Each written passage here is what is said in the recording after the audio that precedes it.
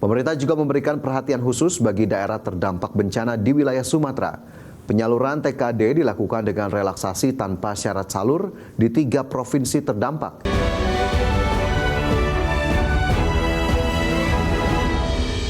Anda masih bersama kami, pemirsa. Wakil Menteri Keuangan Suhasil Nazara melaporkan realisasi dana transfer ke daerah hingga Januari 2026 telah mencapai 95,3 triliun rupiah atau setara 13,8% dari pagu APBN 2026. Angka ini lebih tinggi dibandingkan realisasi Januari 2025 yang sebesar 94,7 triliun rupiah. Pemerintah juga memberikan perhatian khusus bagi daerah terdampak bencana di wilayah Sumatera. Penyaluran TKD dilakukan dengan relaksasi tanpa syarat salur di 3 provinsi terdampak. Selain itu, pemerintah menyiapkan tambahan alokasi TKD sebesar 10,65 triliun rupiah untuk wilayah Aceh, Sumatera Utara, dan Sumatera Barat. Dana tambahan tersebut akan mulai dicairkan secara bertahap mulai akhir Februari 2026. Pemerintah menegaskan percepatan dan fleksibilitas penyaluran TKD diharapkan dapat mendukung pemulihan daerah, mempercepat penanganan dampak bencana, serta menjaga keberlanjutan pelayanan publik dan aktivitas ekonomi di wilayah terdampak.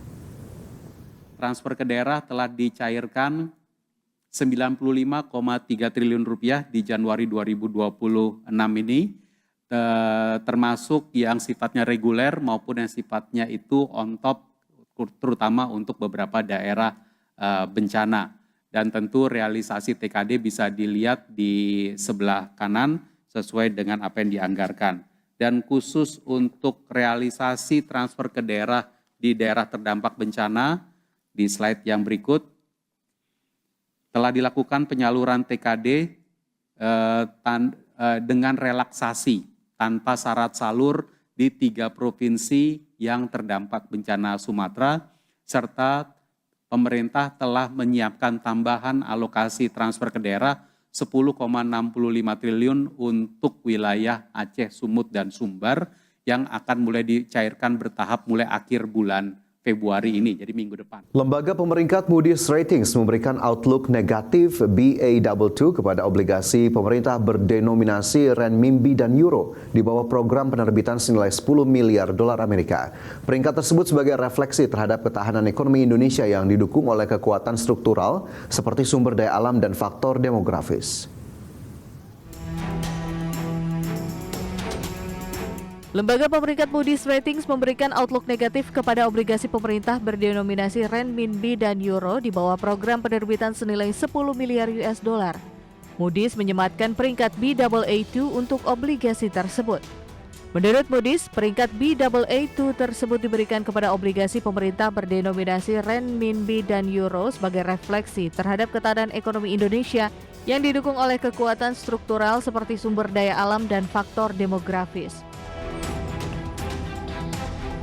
Namun demikian, Moody's menyoroti bahwa risiko terhadap kredibilitas kebijakan dan kekuatan institusional menjadi lebih nyata selama setahun terakhir karena berkurangnya prediktabilitas dan koherensi dalam pembuatan kebijakan. Belum lagi komunikasi kebijakan yang kurang efektif dinilai telah meningkatkan ketidakpastian investor.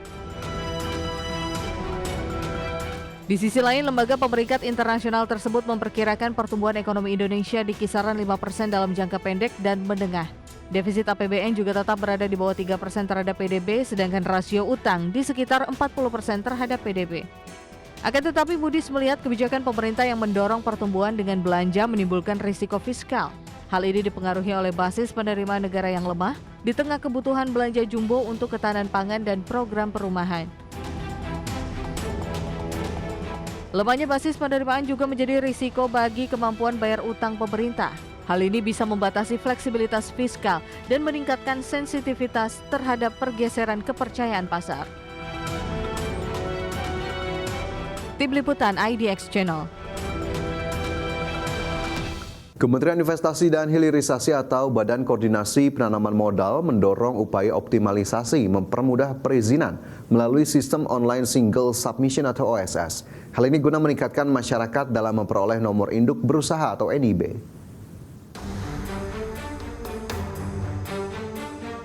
Kementerian Investasi dan Hilirisasi atau Badan Koordinasi Penanaman Modal mendorong kemudahan perizinan berusaha melalui sistem online single submission atau OSS. Wakil Menteri Investasi dan Hilirisasi Todo Tua Pasaribu mengaku sering menerima keluhan terkait OSS yang disebut sulit diakses untuk memilih nomor induk berusaha atau NIB. Namun menurutnya hambatan tersebut terjadi karena terkendala persetujuan kesesuaian kegiatan pemanfaatan ruang atau PKKPR atau izin lokasi. Untuk itu pihaknya melakukan penyesuaian aturan penerbitan NIB melalui peraturan pemerintah nomor 28. Penyesuaian dilakukan untuk mendorong pelaku usaha mikro mengantongi izin berusaha. Para pelaku usaha kita ini sekarang secara angka melalui nomor induk berusaha yang kita punya itu ada sekitar 15.400.000 pelaku usaha. Dan ini angka pertumbuhannya pelaku usaha ini sangat tinggi. Jadi implementasinya apabila ini platform ini bisa bekerja secara baik, maka tentunya pertambahan pelaku usaha dan realisasi daripada investasi itu juga bisa semakin cepat, karena pelayanan perizinan adalah salah satu yang memberikan kontribusi yang besar juga. Hingga saat ini tercatat baru 15 juta pelaku usaha yang didominasi pelaku usaha UMKM baru memiliki nomor induk berusaha. Untuk itu pemerintah mengejar 40 juta pelaku usaha mikro yang belum memiliki NIB. Dengan adanya kemudahan penerbitan NIB ini diharapkan sejalan dengan peningkatan investasi yang dilakukan di dalam negeri sehingga diharapkan mampu mendorong perekonomian nasional. Dari Jakarta, Ade Firmansyah, IDEX Channel. Kembali bersama kami di Prime Market Highlights, pemirsa. Amerika Serikat dan Iran kembali melanjutkan perundingan nuklir di Jenewa, Swiss. Namun petinggi kedua negara justru saling melempar pernyataan yang bertolak belakang sehari sebelum digelarnya perundingan. Amerika Serikat dan Iran kembali melanjutkan perundingan nuklir di Jenewa, Swiss pada Kamis ini waktu setempat. Perundingan berlanjut di tengah meningkatnya ancaman militer dan penumpukan armada tempur Amerika Serikat di Timur Tengah. Pembicaraan terbaru ini bertujuan menyelesaikan sengketa nuklir yang telah berlangsung selama beberapa dekade dan mencegah potensi serangan baru Amerika Serikat terhadap Iran. Delegasi Amerika Serikat dipimpin oleh utusan khusus Steve Witkoff dan menantu Presiden Donald Trump, Jared Kushner. Sementara itu Iran diwakili oleh Menteri Luar Negeri Abbas Araghchi. Sementara itu, saat berbicara di hadapan Kongres, Trump menyatakan Iran tengah mengembangkan rudal yang dapat mengancam Eropa dan Amerika Serikat. Wherever I can, but I will never hesitate to confront threats to America wherever we must. That's why in a breakthrough operation last June, the United States military obliterated Iran's nuclear weapons program with an attack on Iranian soil known as Operation Midnight Hammer. Namun para pejabat tinggi Iran justru menyebut pernyataan Trump termasuk soal senjata nuklir Iran sebagai kebohongan besar. Mereka menegaskan perundingan di Jenewa akan berhasil jika para pihak saling menghormati. Sebagai sumber untuk IDX Channel. Amerika Serikat telah menerima 80 juta barel minyak mentah dari Venezuela sejak pelaksanaan operasi militer yang mengkudeta Presiden Nicolas Maduro. Meski demikian, hasil dari penjualan minyak yang telah didapat Amerika Serikat tetap akan diberikan pada Venezuela. Presiden Amerika Serikat Donald Trump mengatakan Amerika Serikat telah menerima lebih dari 80 juta barel minyak dari Venezuela sejak merebut kekuasaan secara paksa dari Presiden Venezuela Nicolas Maduro. Amerika Serikat telah mengambil alih kendali atas ekspor minyak dari Venezuela setelah serangan militer yang menangkap Maduro pada Januari 2026 lalu. Adapun Maduro telah didakwa dengan pasal perdagangan narkoba dan kejahatan lainnya di pengadilan di New York. Sebelumnya, Menteri Energi Amerika Serikat Chris Wright menjelaskan Amerika Serikat tidak hanya akan memasarkan minyak yang disimpan di Venezuela, tetapi juga akan mengendalikan penjualan produksi minyak dari negara tersebut tanpa batas waktu. Chris menjelaskan penjualan tersebut akan dilakukan oleh pemerintah Amerika Serikat dan hasil penjualannya akan disetorkan ke rekening yang dikendalikan oleh pemerintah Amerika Serikat.